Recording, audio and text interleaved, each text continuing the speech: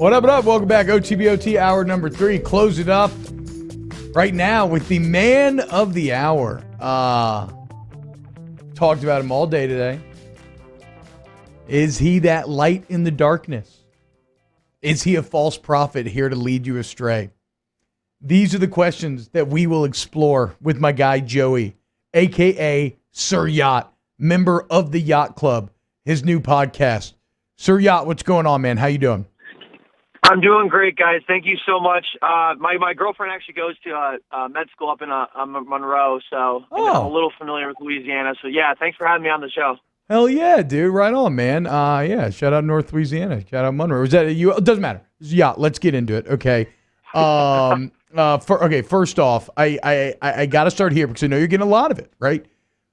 How do you respond to everybody that says that you're full of it, and this is all just a play for attention, et cetera, that say that you're lying? Well, one, I can't because it's impossible to keep up with all these notifications. It's just been nuts. But two, I get it. I'm not Adam Schefter. I'm not Wojnarowski. I'm not even a reporter. The only thing I'm asking for people is to let time tell, because that's the only thing. You just need proof, and I get it. It needs to be official, and once it's official, then you can believe me. But until then, until an official announcement comes out, nobody, I don't have any credibility, and I understand. So I'm just asking for everybody's patience, and then once the story comes out, because I believe it, I have a really good source within a Power 5 school. I'm gonna leave it at that. I think it'll happen.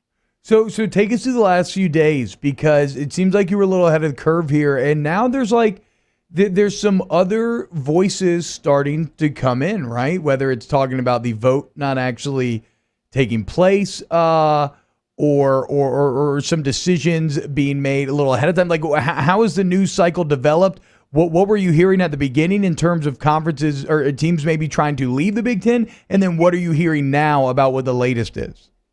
Yeah, so it's funny. So the guy who gave me all this information, nobody really knows because I don't try and brag a whole lot, but last week he told me before anybody else that the Big Ten was going to shut down the season. This is about a week and a half ago. So it's obviously been a whirlwind of a week. Commissioner Kevin Warren has changed his opinion, his tone, based on the feedback he's gotten from parents that are starting legal action. But yeah, so what I found out this weekend, it's been nuts in the past 48 hours, is basically, Ohio State was threatening to go to the ACC. You had Nebraska, Michigan, and Iowa threatening to go to the Big 12 if there was no Big 10 play. So originally Kevin Warren was like, it's fine. If we don't have a season, that's fine.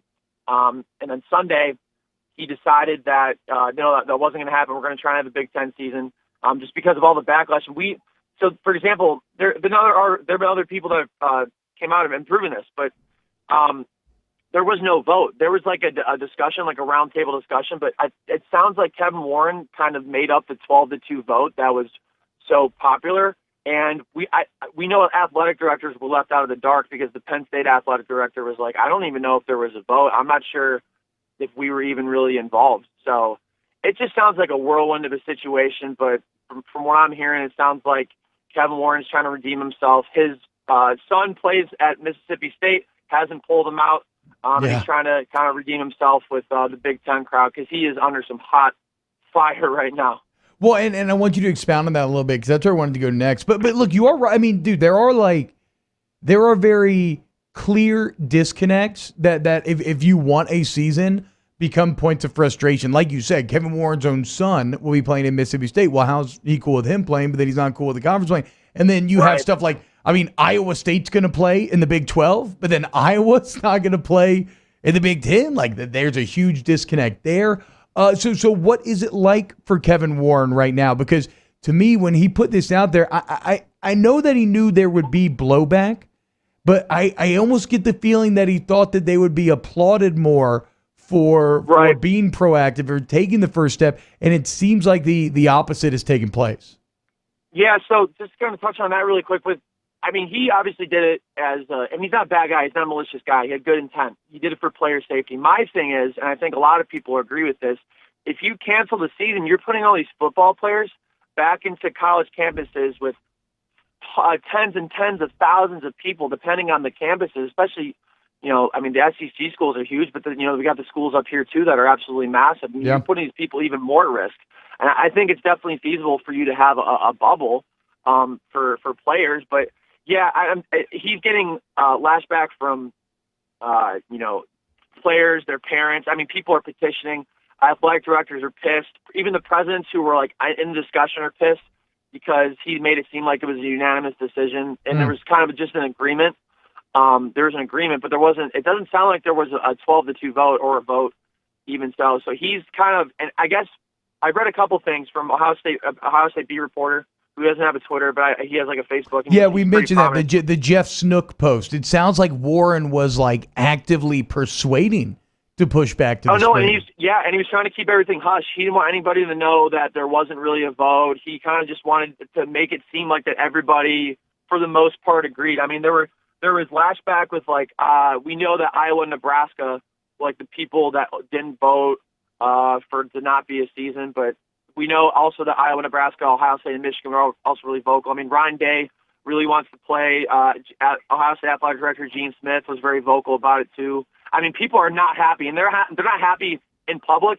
I couldn't even imagine behind the scenes. I am hearing it is absolutely ugly. I don't know details, but it's ugly. So yesterday, and I was not saying this from any point of knowing anything, just trying to view the situation, right? I kind of described it like you're piloting like a giant like cruise ship or something, right? And you can't turn on a dime. So when I saw the Justin Fields petition and this other stuff, I'm like, that's nice, but there's no way you reverse course on this decision. And honestly, I still think it's more likely than not that you don't reverse. But as we sit here today, what do you think? How realistic is it, in your opinion, Sir Yacht? How realistic is that the Big Ten maybe has a fall football season?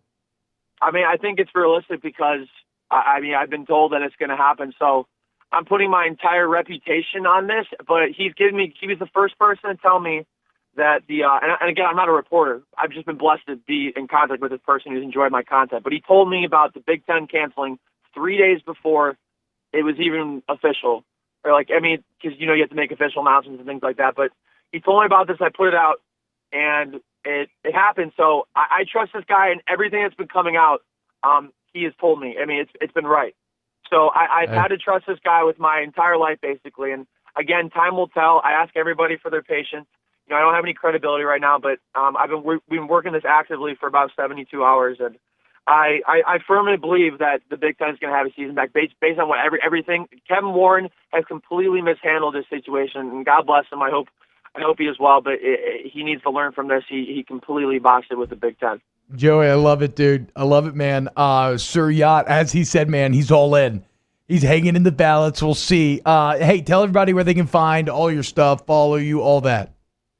Yeah, so I don't make cringe TikTok dances, but I am on TikTok. I do a lot of stuff there. I'm on Twitter, Instagram, YouTube. I make music on Spotify and Apple Music. A lot of people think this is like a publicity stunt for me, and it couldn't be the furthest from it, because if it's wrong, then my entire reputation is thrown down the line. But anywhere you want to search Sir Yacht, that's where I'll be. Yes, but thank you very much for having me on. I really appreciate it. Yeah, dude, absolutely, man. Thank you for coming on. This was a lot of fun, and for what it's worth, dude, I hope you're right. I hope you're right. It'd be awesome, and I hope so too. There'd be nothing better than like if we had a reporter in the game who, instead of like Adam Schefter or like you said, it's a yacht party or something. Like every time you could have a big scoop.